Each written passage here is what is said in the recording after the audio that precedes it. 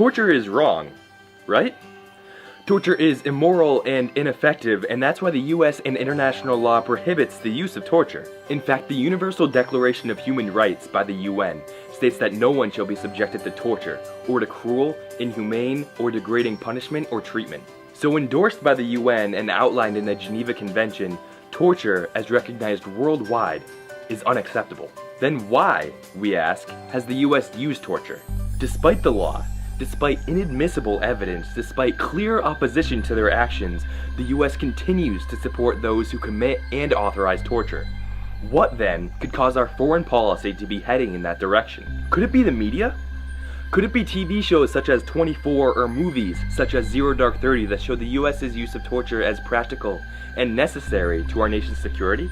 They claim that torture works. They claim that the information that led to Osama bin Laden's capture came from torture, or, as the US calls it, enhanced interrogation techniques. That is because the pro-torture argument is simple. The end justifies the means. But when we talk about torture working, we mean successfully acquiring information. But that's not what torture is about, and never has been.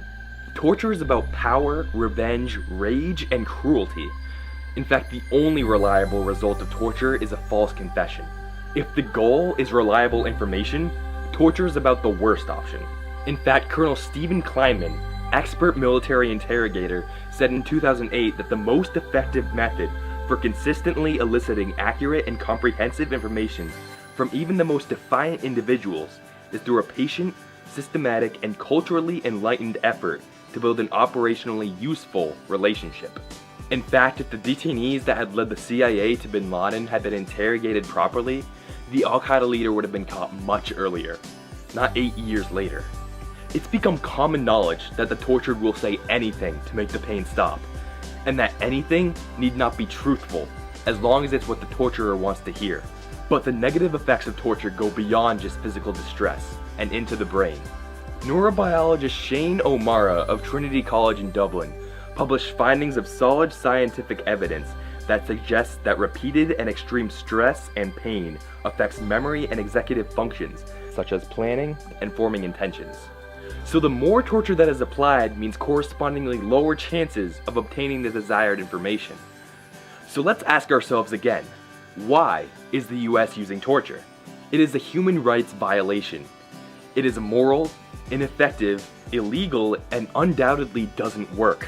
Why then is our foreign policy headed in that direction? Why is our military being used for things the American people as well as other nations around the world oppose? As American citizens, we can voice our opinions.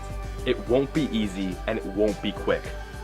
But if we take a stand and demonstrate that we will not tolerate a violation of human rights, then we might just be able to tackle torture once and for all.